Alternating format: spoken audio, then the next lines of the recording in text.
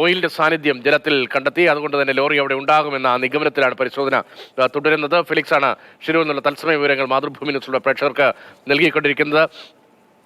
Felix, അനുകൂലമായൊരു സാഹചര്യമാണ് ഇന്നുള്ളത്.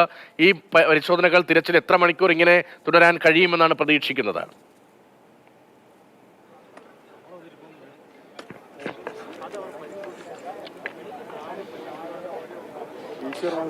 ഇതിപ്പോൾ കുറച്ചുകൂടി സമയം, അതായത് തെരച്ചിൽ നടത്താൻ കഴിയും എന്ന് തന്നെയാണ് പ്രതീക്ഷിക്കുന്നത്. അതായത് ഈശ്വർമാൽപ്പ രണ്ട് തവണ ഈശ്വർമാൽപ്പ മുങ്ങിയിരിക്കുന്നു. ഈശ്വർമാൽപ്പയ്ക്കൊപ്പം ഉണ്ടായിരുന്ന മറ്റൊരാൾ ഒരു തവണ മുങ്ങി, അങ്ങനെ 3 തവണ മുങ്ങിയിട്ടുണ്ട്.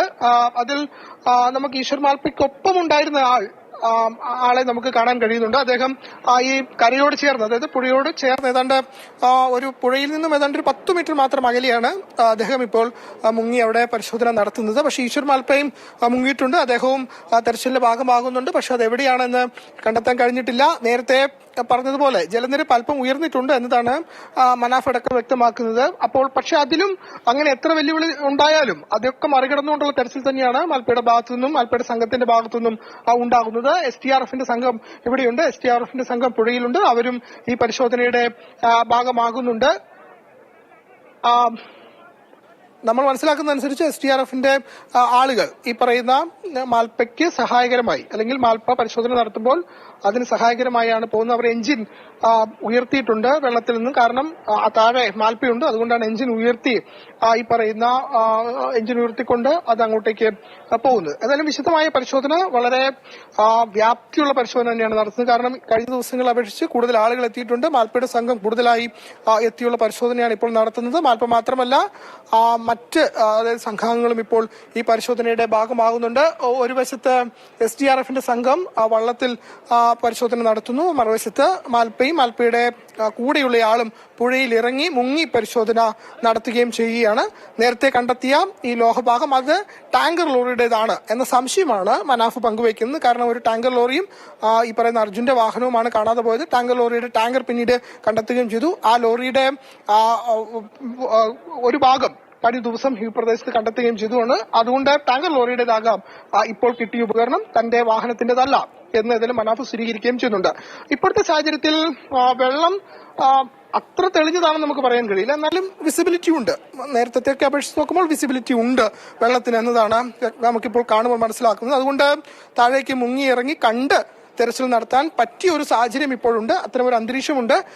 ഇപ്പോൾ അന്തരീക്ഷം അല്പം മേഘാവൃതമാണ്. രാവിലെ ചെറിയ രീതിയിൽ മഴ പെയ്തിരുന്നു. പക്ഷെ ഇപ്പോൾ മഴ മാറി നിൽക്കുന്നു. അങ്ങനെ എന്തുകൊണ്ടും തെരച്ചിൽ ഊർജിതമാക്കാൻ കഴിയുന്ന പറ്റിയ ഒരു സാഹചര്യം തന്നെയാണ് എന്നതാണ് ഈശ്വൽ മാൽപ്പ അടക്കം വ്യക്തമാക്കുന്നത്. പക്ഷേ 8 മണിക്കാണെങ്കിൽ വളരെ കുറച്ചുകൂടി അനുകൂലമായ ഒരു സാഹചര്യം ഉണ്ടായിരുന്നു. പക്ഷേ അതിന് സാധിച്ചില്ല. 10 മണിക്കാണ് മാൽപ്പ ഇറങ്ങിയത്. അതിനുശേഷം മാൽപ്പയുടെ ഒപ്പമുണ്ടായ മറ്റൊരാളും ആ പുഴയിൽ ഇറങ്ങിയുള്ള തെരച്ചിൽ നടത്തുന്നു. ശരി, ഏതായാലും ദൗത്യത്തിന് ജീവൻ വച്ചിരിക്കുന്നു. ഈ സമയത്ത് 10 മണി വരെ ഒരു ചെറിയ അനിശ്ചിതത്വം ഉണ്ടായിരുന്നുവെങ്കിൽ, ജില്ലാ ഭരണകൂടം ഉൾപ്പെടെ നിസ്സംഗരാണ് എന്ന പ്രശ്നം ഉയർന്നു വന്നിരുന്നുവെങ്കിൽ പിന്നീട് മാൽപ്പയെ സ്വമേധയാ ഇറങ്ങി, ഒപ്പം മാൽപ്പയ്ക്കൊപ്പമുള്ള മറ്റൊരു മുങ്ങൽ വിദഗ്ധനും ഇറങ്ങി. ഇപ്പോൾ മാൽപ്പയും സഹ മുങ്ങൽ വിദഗ്ധനും ഇപ്പോൾ വെള്ളത്തിൽ തന്നെയുണ്ട്. നേരത്തെ ലോറിയുടെ ഒരു ഭാഗം കണ്ടെത്തി. അത് പക്ഷേ അർജുൻ സഞ്ചരിച്ച വാഹനത്തിൻ്റെതല്ല എന്ന് അർജുന്റെ ലോറിയുടെ ഉടമ തന്നെ സ്ഥിരീകരിച്ചു, മനാഫ് തന്നെ സ്ഥിരീകരിച്ചിട്ടുണ്ട്. മറ്റൊരു ടാങ്കർ ലോറിയും ഈ ദുരന്തത്തിൽ കാണാതെ പോയിരുന്നു. ആ ലോറിയുടെ ഭാഗമായിരിക്കും നേരത്തെ കണ്ടെത്തിയ ലോഹഭാഗം എന്ന നിഗമനത്തിലേക്ക് എത്തുകയാണ്.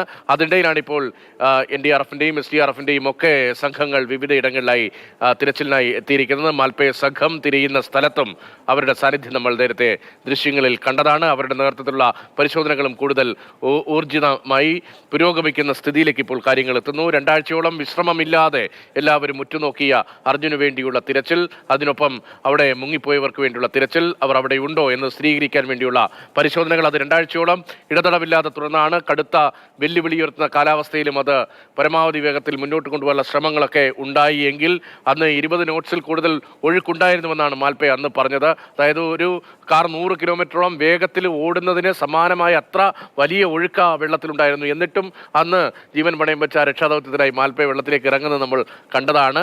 അന്ന് ഒഴുകിപ്പോയി, എങ്കിലും വീണ്ടും ആ ദൗത്യം തുടർന്നു. പക്ഷേ പിന്നീട് അനുകൂലമായ സ്ഥിതിയല്ലാത്തതിനാൽ ആ ദൗത്യം തുടരാൻ കഴിഞ്ഞില്ല.